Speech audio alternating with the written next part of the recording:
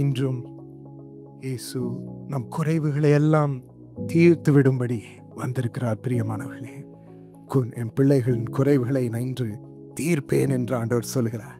இன்று முதல் அவைகளை தீர்த்து நான் அவர்களை நன்மைக்குள்ளே நடத்துவேன் என்று ஆண்டவர் சொன்னார்.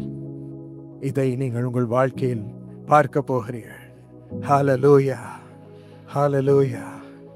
ஆண்டவர் உங்கள் குறைவுகளை எல்லாம் தீர்ப்பவராய் உங்களோடு உங்கள் தேவனாய் வாழ்க்கையில் நடத்த வருகிறார்.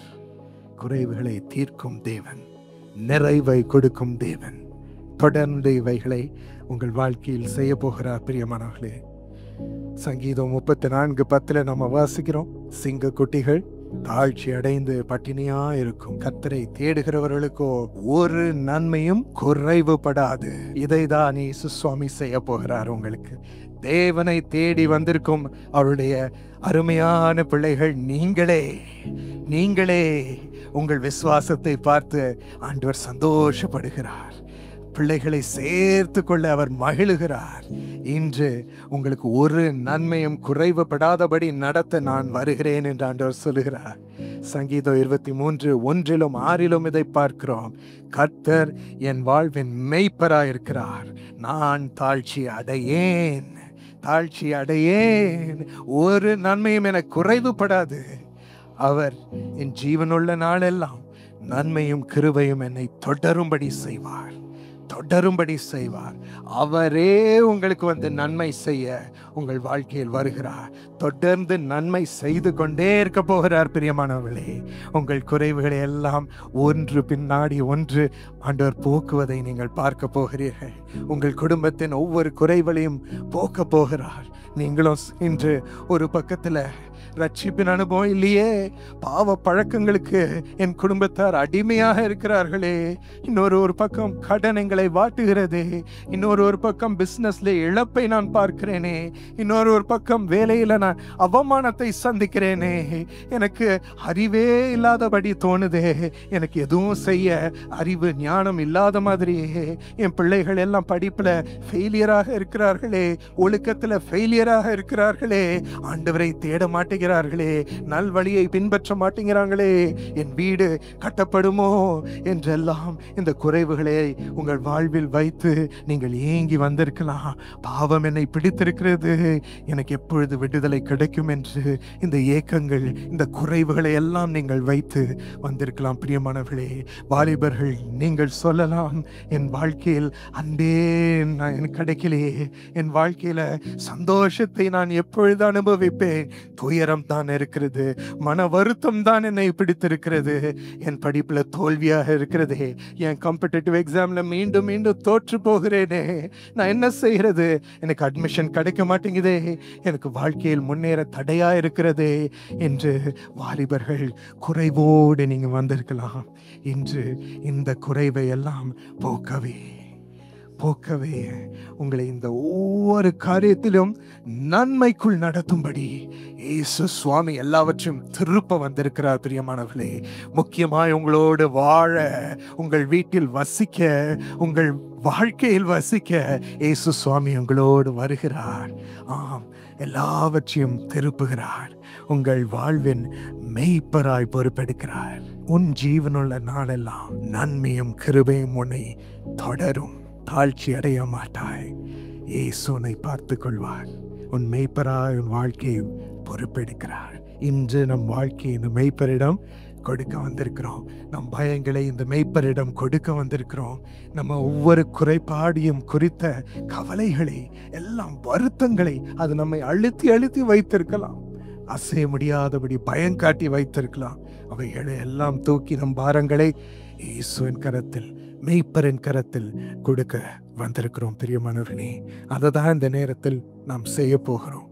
ஆண்டவர் முற்றிலும் இந்த குறைவுகளிலிருந்து உங்களை விடுவிப்பதை நீங்கள் பார்க்க போகிறீர்கள். சிங்க குட்டிகள் தாழ்ச்சி அடைந்து பட்டினியா இருக்கும், கர்த்தரை தேடுகிறவர்களுக்கோ ஒரு நன்மையும் குறைவுபடாது. நாமும் கூட இதை ஒரு நிமிஷம் ஆராய்ந்து பார்ப்போம். தேவைகளின் ஒவ்வொரு குறைபாடையும் ஆண்டவர் முதலாவது சந்திக்கிறார். எப்படி இதை சந்திக்கிறார்? அவர் சீஷர்களிடம் பேசி கொண்டிருக்கும் பொழுது, ஆசையா தேவனுடைய வார்த்தை அவர்களோடு பேசிட்டு இருக்கும் போது, வேதத்தின் நாட்களில் ஆயிரமாய் ஜனங்கள் ஒவ்வொரு பக்கத்து கிராமப்புறங்களிலிருந்து தேடி வந்தார்கள், பக்கத்து ஊர்களிலிருந்து தேடி வந்தார்கள். இந்த இயேசு பேசுவதை நாங்கள் கேட்க வரணும் என்று சொல்லி அவர்கள் எல்லாரும் இயேசுவின் பாதத்தண்டையில் வந்து மலையின் மீது உட்கார்ந்து அவர் சொல்வதை எல்லாம் கேட்டுக்கொண்டிருந்தார்கள். 3 நாட்கள் அவர்களோடு பேசினார். 5000 ஜனங்களோடு அவர் பேசினார். பேச பேச இந்த ஜீவனுடைய வார்த்தைகள் முதலாந்தரம் அவர்கள் கேட்டு உள்ளமெல்லாம் மகிழ்ந்து ஆனந்தமாக இந்த வார்த்தைகளெல்லாம் அவங்க பெற்றார்கள். அப்படியே இயேசுவின் பாதையில உட்கார்ந்து கேட்டுட்டு இருந்தாங்க. அதை நாடி வந்த இந்த ஜனங்களை பார்த்து இயேசு மனதுருகினார். வெறும் ஜீவனுக்குரிய வார்த்தை மாத்திரம் அல்ல, இவர்களுக்கு எல்லாம் பசியா இருக்குமே, இந்த பசியை நான் ஆற்றணுமே என்று சொல்லி இயேசு அவங்க ஒவ்வொருவருக்கும் எதையாவது நான் உணவை கொடுக்கணும் என்று சீஷரிடம் சொன்னார். சீஷரெல்லாம் போய் தேடினாங்க. அங்க அவங்களுக்கு கிடைச்சது ஒரு சின்ன பையன்கிட்ட இருந்து 5 அப்பமும் 2 மீனும் தான். அதை இயேசுவிடம் கொண்டு வந்தாங்க. இவ்வளவுதான் இருக்குது, என்ன பண்றது என்று எங்களுக்கு தெரியல என்று. இயேசு அதை எடுத்தார். அவர்கள் மீது மனதுருகி தேவனிடம் அதை நோக்கி கேட்டு அதை ஆசீர்வதித்து அப்பத்தை பிட்டு அவர் கொடுத்து கொண்டே இருந்தார். 5 அப்பம் தான் இருந்தது. ஆனா அப்பத்தை பிட்டு பிட்டு பிட்டு பிட்டு அவர் கொடுத்து கொண்டே இருந்தார். அது குறையவே இல்லை. அப்பம் வந்துகிட்டே இருந்துச்சு. அவர்கள் பசி ஆற ஆற ஒவ்வொருவரின் பசியும் ஆறும்படியாக அப்பம் வந்துகிட்டே இருந்துச்சு, கொடுத்துக்கிட்டே இருந்தார். அதுக்கு குறைவே இல்லை. பிரியமானவர்களே, இன்று உங்களுக்கும் அதை தான் செய்ய போறார். நீங்களும் திருப்தியாகும் வரை எல்லா காரியத்திலும் எல்லா தேவைகளிலும் நீங்கள் திருப்தியாகும் வரை உங்களுடைய சிறிய அப்பத்தை அவர் பிட்டு கொடுத்து கொண்டே இருக்க போகிறார். ஒவ்வொரு காரியத்திலும் உங்கள் தேவைகளை சந்தித்து கொண்டே இருக்க போகிறார். ஒவ்வொரு காரியத்திலும் அற்புதங்களை செய்து கொண்டே இருக்க போகிறார். நீங்கள் திருப்தியாகும் வரை நன்மை செய்து கொண்டே இருக்க போகிறார். பிரியமானவர்களே, உங்கள் பசியெல்லாம் ஆறும்படி இயேசு உங்களுக்கு அளவில்லாத நன்மை இப்படி செய்கிறார். இவர்களெல்லாம் பாருங்க, இப்படிப்பட்டவங்களுக்கு இந்த பசியை ஆற்றினார். அவங்க எல்லாம் தேவனுடைய வார்த்தைக்கு ஆசையா பசி தாகமா தேடி வந்தாங்க. ஆண்டவருடைய வார்த்தை எங்களுக்கு எவ்வளோ நல்லா இருக்கு, இந்த இயேசு பேசுவதை கேட்பது எவ்வளோ நல்லா இருக்கு என்று சொல்லி அதை கேட்க அவ்வளோ பேரும் 3 நாட்கள் அப்படியே அவர் பாதத்தண்டையில் உட்கார்ந்திருந்தார்கள். அப்படிப்பட்டவர்களை இயேசு மிகவும் நேசிக்கிறார். அப்படிப்பட்டவர்களாய்தான் நீங்களும் இருக்கிறீர்கள். இயேசுவின் வார்த்தைக்கு பசியா இருக்கிறீர்கள். அவர்களுடைய ஆசீர்வாதத்தையோ அற்புத வல்லமையோ இவைகளை நாடும் மேல் நீங்கள் இயேசுவின் சன்னிதானம், அவர் சொல்ற வார்த்தை, அவர் என்னோடு பேசும் வார்த்தைகள் இனிமையானவைகள் என்று தேடி வந்திருக்கிறீங்க. அப்படிப்பட்டவர்களுக்கு ஆண்டவர் மனம் இறங்கி அவர்கள் குறைவை எல்லாம் தீர்க்கும்படி அப்பத்தை பிட்டு கொடுத்து கொண்டே இருக்கிறார், மீனை கொடுத்து கொண்டே இருக்கிறார், அவர்களை திருப்திப்படுத்துகிறார். இப்படிப்பட்டவர்கள் தேவன் விரும்புகிறார். பிரியமானவர்களே, சாரிபாத் என்ற ஒரு இடத்தில் ஒரு விதவை இருந்தார்கள். அவர்கள் கடைசியாக சாப்பிட்டு அவர்கள் சாக அவர்களும் அவளுக்கு இருந்த மகனும் முடிவு செய்தார். ஒரு சின்ன கொஞ்சமாவதா இருந்துச்சு, கொஞ்சம் எண்ணெய் தான் இருந்தது. கடைசியா ஒரு அப்பத்தின் பலகாரத்தை செய்து நம்ம சாப்பிட்டு செத்து போயிடுவோம் என்று முடிவு பண்ணார். அந்த நேரத்தில் தான் தேவன் அவர்களை கண்டார். ஒரு தீர்க்கதரிசி எலியா என்ற ஒருவரை அவர்களிடம் அனுப்பினார். அவர்கள் வீட்டில் நீ போய் இளைப்பார் என்று சொல்லி அனுப்பினார். அவங்களை ஆசீர்வதிக்கிறதுக்கு நேரடியாக அனுப்பல, அவங்க வீட்டில் போய் இளைப்பார் என்று சொல்லி அனுப்பினார். தேவன் அந்த தீர்க்கதரிசியின் மூலம் அந்த வீட்டில் கால் எடுத்து வைத்தார். அப்போ அந்த தீர்க்கதரிசி கேட்டார், ஏம்மா, ஏதாவது என் பசியை ஆற்றும்படி உனக்கு உணவு இருக்குதா, அதை கொடு என்று. அவர்கள் கடைசி உணவு தான் வச்சிருந்தேன், கொஞ்சம் தான் வச்சிருந்தேன். ஆனா பாருங்க பிரியமானவர்களே, அந்த கடைசி உணவை சாப்பிட்டு செத்து போயிடலாம், வேற வழியே இல்லை என்ற அந்த நிலைமையிலும் ஆண்டவருடைய தீர்க்கதரிசி கேட்கிறார், ஆண்டவர் நம்மிடம் எதிர்பார்க்கிறார் என்று சொல்லி அந்த உள்ளத்தை திறந்து அவ்வளோ நம்பிக்கையா, ஆண்டவர் மீது அவ்வளோ ஆசையா அந்த கடைசி உணவையும் அவருக்கு கொடுத்து விட்டார்கள். இது தேவனுக்கு மிகவும் பிரியமானது.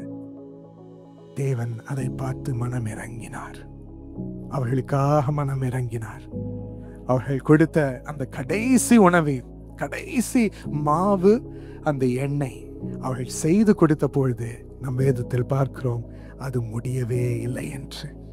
அற்புதம் அங்கு நடந்தது. அந்த மாவும் அந்த எண்ணெயும் முடியவே இல்லை.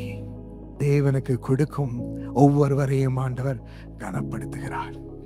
அவர்கள் கொடுக்கும் ஒவ்வொன்றையும் அவர் 100 மடங்கு திருப்பி தர வல்லவராயிருக்கிறார். அவைகள் முடிவதே இல்லை. சிலர் இயேசு அழைக்கிறார் ஊழியத்திற்கும் அவர்கள் கடனிலிருந்து கொடுக்கிறார்கள்.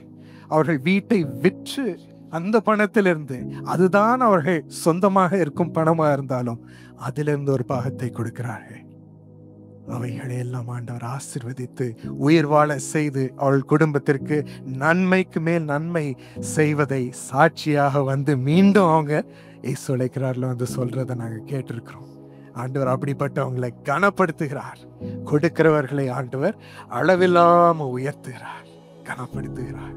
இரண்டாவதாக நம்ம பார்க்கிறோம், உங்க ஆவியிலும் கூட பற்றாக்குறையே இல்லாதபடி, குறைவே இல்லாதபடி ஆவியின் நிறைவோடு வாழ செய்வார். இந்த ஒரு நன்மை ஆண்டவர் தொடர்ந்து உங்களுக்கு கொடுப்பார்.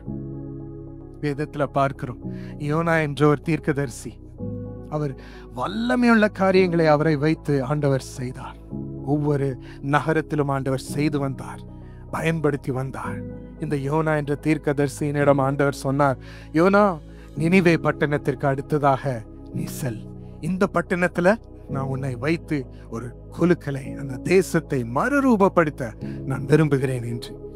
ஆனா அந்த காரியத்துல யோனா கால் தவறி விசுவாசிக்காம, கீழ்ப்படியாம, இல்லை என்று சொல்லி அந்த பட்டணத்துக்கு போகாம வேறொரு பட்டணத்திற்கு சென்ற பொழுதிலும் ஆண்டவர் யோனாவை விடவில்லை. பிரியமானவர்களே, அவர் நீதியிலும் அந்த ஆவியின் வழியிலும் கால் தவறி விழுந்தாலும் ஆண்டவர் விடவில்லை, பிடித்து கொண்டார். அவருக்கு வாழ்க்கையில் ஒரு பாடத்தை கற்றுக் கொடுத்து, அவர் தண்ணீரில் படகிலிருந்து விழ செய்து ஒரு மீனை கட்சிக்கும்படி செய்து அந்த மீனிலே யோனாவை விசாரித்தார். யோனாவே, நீ செல்லும் பாதை தவறு, என் சித்தத்தை நீ நிறைவேற்ற வேண்டும், கால் தவறி விழாதபடி என் கிருபையினால் உன்னை காத்துக்கொள்வேன் என்று சொல்லி யோனாவை ஒப்பு கொடுக்க வைத்தார். அவர் கிருபைகளை பாருங்க. நம்ம கால் தவறி விழுந்தாலும், ஆவியின் பாதையில நம்ம கால் தவறி விழுந்தாலும், பாவத்துல விழ நாம் ஒப்பு கொடுத்தாலும் ஆண்டவர் நம்மை துரத்தி பிடிக்கிறார் பாருங்க. இப்படிப்பட்ட தேவன் தான் அவர்.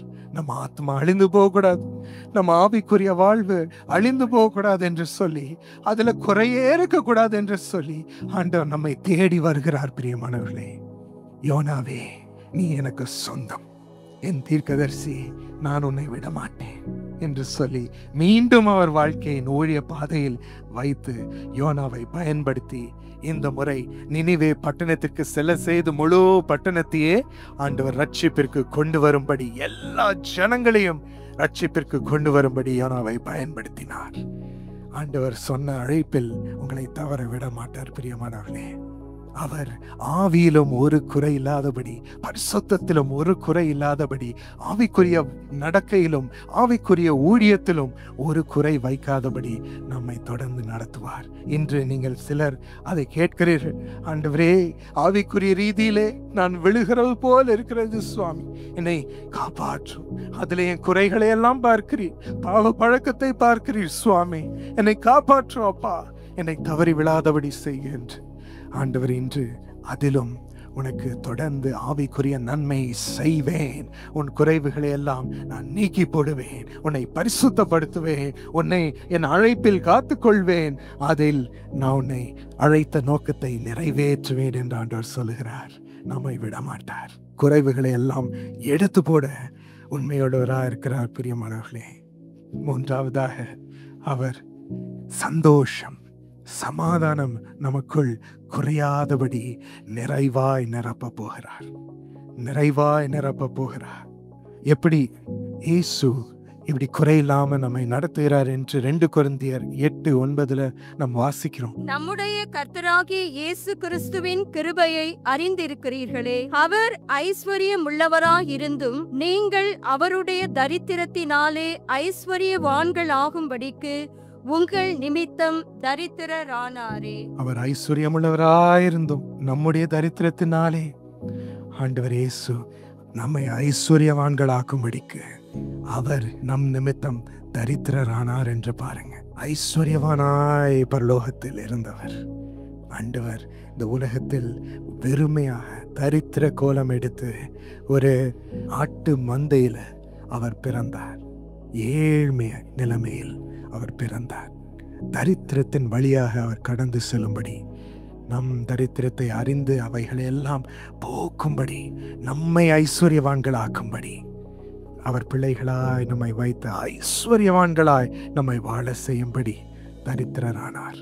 இதுதான் இயேசுவினுடைய பாசம்.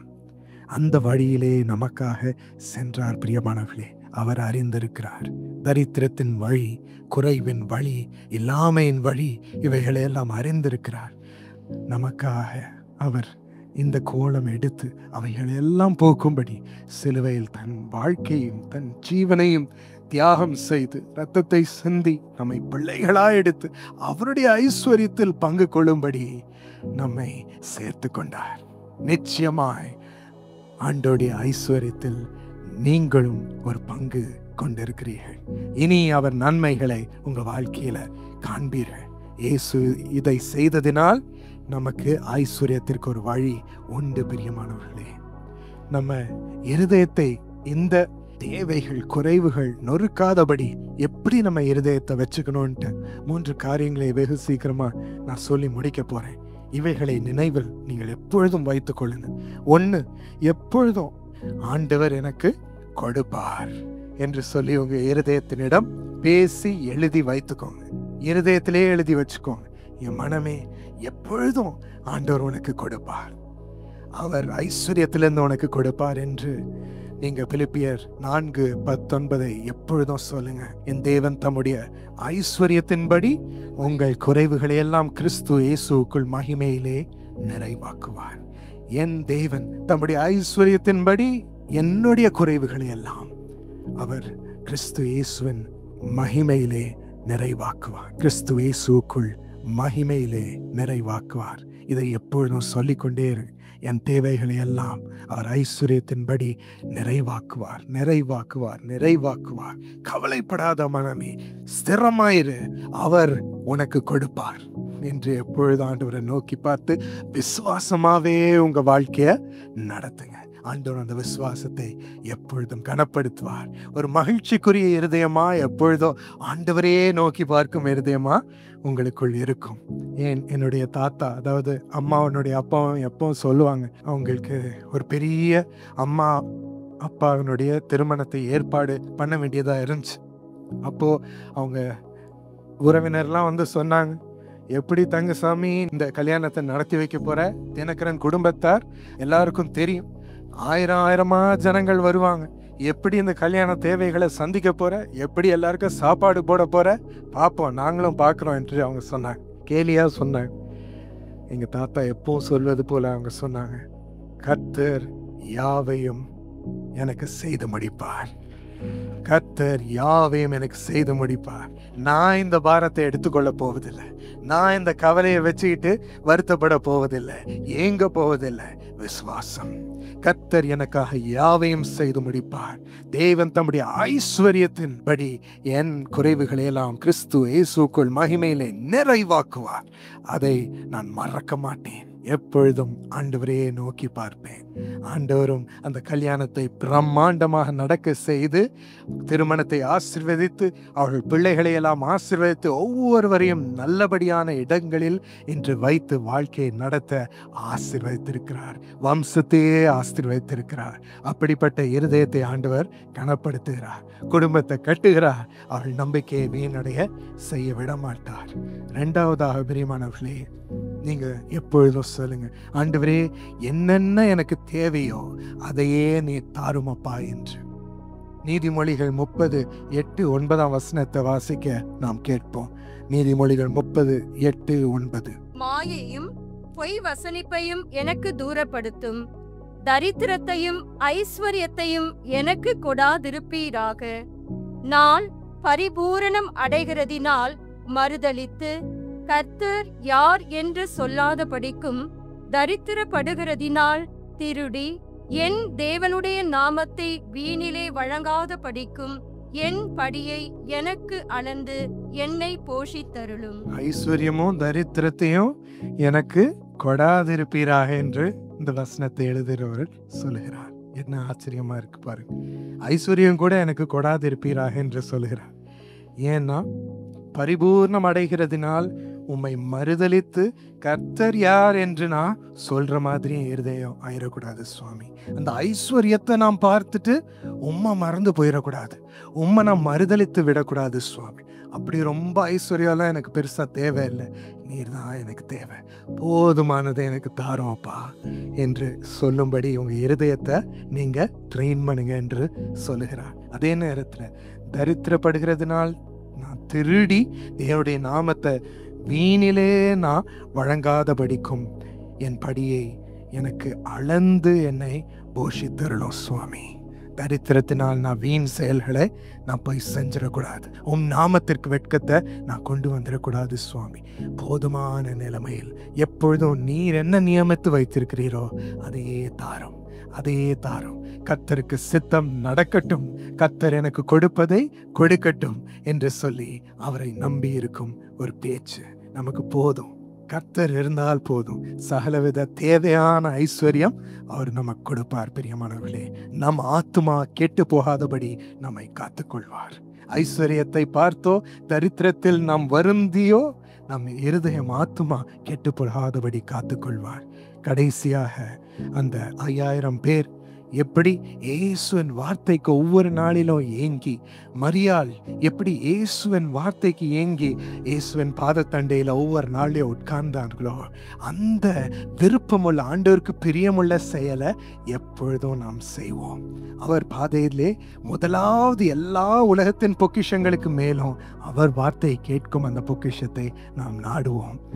அண்ட் அதே போல நாம் கேட்டது போல அந்த விதவை எப்படி அவளுக்கு இருந்த கொஞ்சத்திலும் கூட ஆண்டவருக்கு கொடுத்தாளோ, நாம் அதே போல் ஊழியத்திற்கு கொடுப்பதோ, தரித்திரருக்கு கொடுப்பதோ, இல்லாதவர்களுக்கு கஷ்டப்படுவர்களுக்கு கொடுப்பதோ, நம் கொடுக்கும் ஒரு இருதயத்தை எப்பொழுதும் வைத்துக்கொள்வோம்.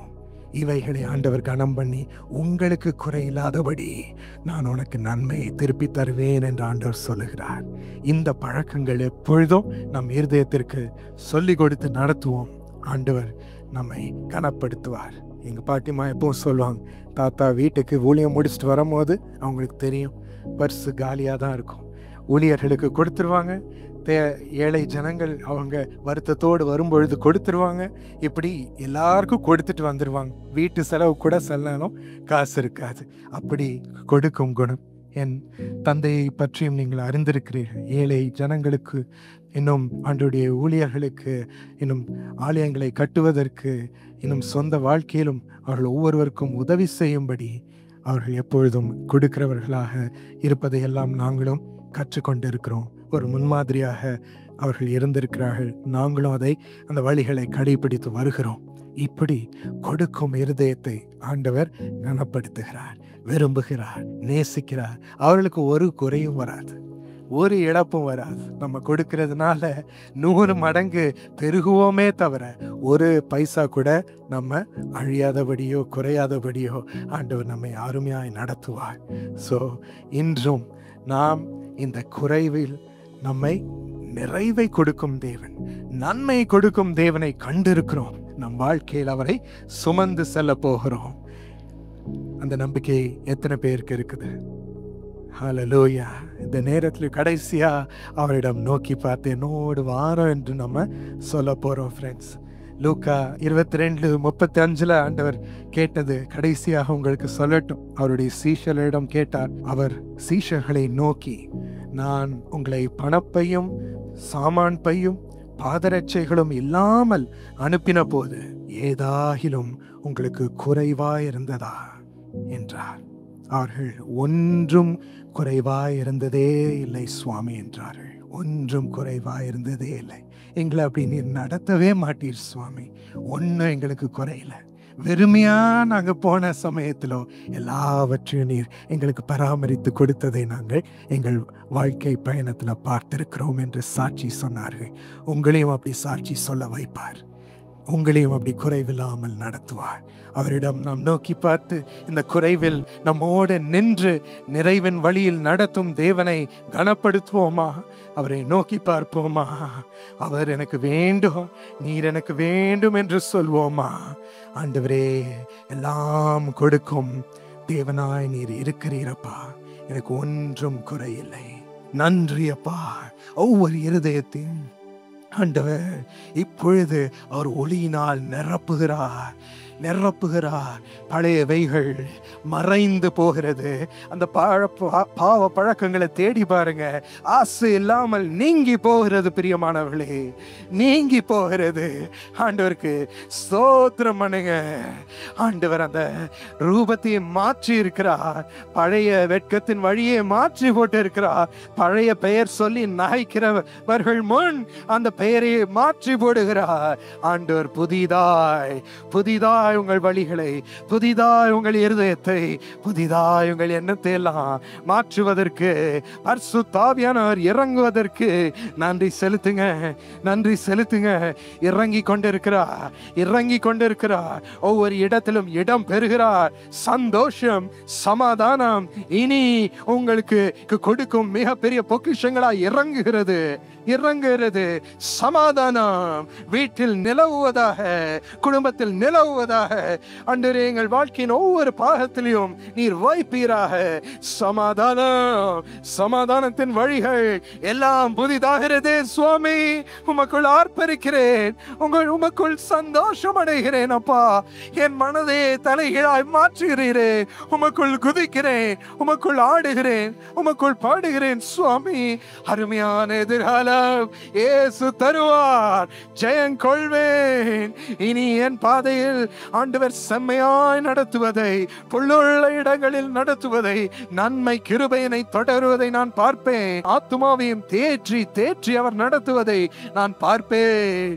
ஆண்டவர் என்னை துரத்தி பிடித்திருக்கிறார். உமக்கு நன்றி அப்பா. எல்லாவற்றையும் மாற செய்ததற்கு நன்றி சுவாமி.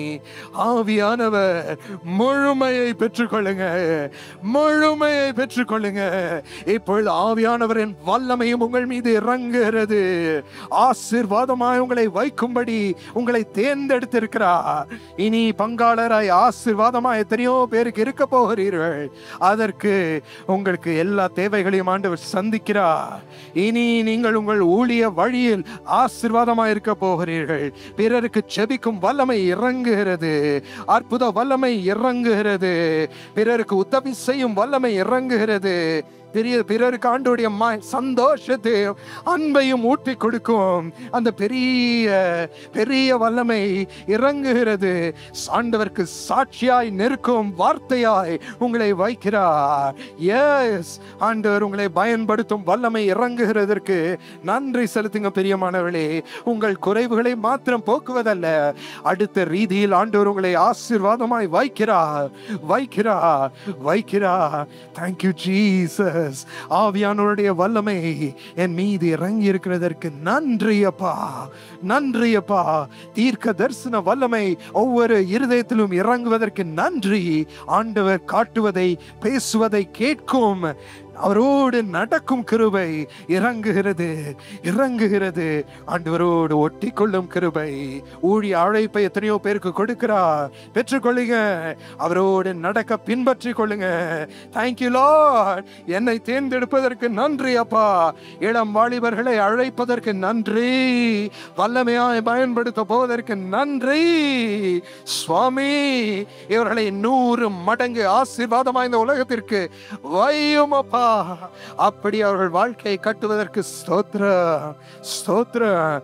இன்னும் உங்கள் தேவைகளில் ஆண்டவர் இறங்கி கொண்டிருக்கிறார். உங்கள் உள்ளத்தை மற்றவர்களுக்காக ஒப்பு கொடுத்து அவர் மகிழுகிறார். பிரியமானவர்களே, இப்பொழுது உங்கள் மீது நினைவுள்ளவராய் இருக்கிறார். எல்லா கடனையும் போக்குவதற்கு நன்றி செலுத்துங்க. எல்லா கடனையும் அடைக்கும் கிருபை தருகிறார். நன்றி செலுத்துங்க.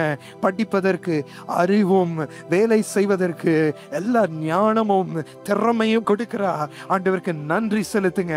வேலையில் செழிக்கும்படி வேலையை கொடுத்து, உயர்வை கொடுத்து, பெயரை கொடுத்து, அருமையான வேலை நிலையை கொடுத்து, எல்லார் கண்களில் தயவை கொடுக்கிறார். நன்றி செலுத்துங்க. உயர்வை பெற்றுக்கொள்ளுங்க. பிசினஸ் செழிக்கட்டும் இயேசுவின் நாமத்தில். தேவைகளை சந்தியும் அப்பா. சொந்த வீட்டை தாரும் சுவாமி.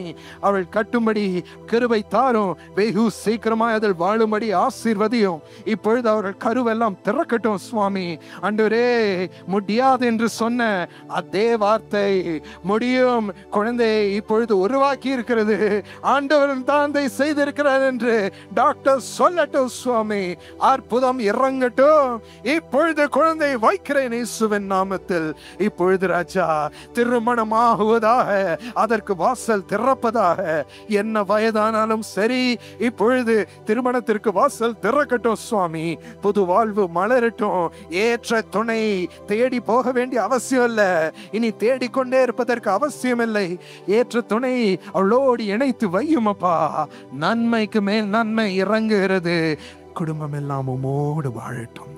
எல்லார் மனதிலும் ஒற்றுமை, எல்லார் மனதிலும் இனிமை, எல்லார் மனதிலும் அதே இயேசுவின் அன்பு. கணவன் மனைவியை கட்டுவதற்கு ஸ்தோத்திரம். பெற்றோர் பிள்ளைகளை கட்டுவதற்கு ஸ்தோத்திரம். சகோதர சகோதரிகளை கட்டுவதற்கு ஸ்தோத்திரம். நன்றி அப்பா, நன்றி அப்பா, நன்றி அப்பா. உம்மை வணங்குகிறோம் சுவாமி. உம்மையே பின்பற்றுகிறோம். எங்கள் அன்பே இயேசுவின் நாமத்தில்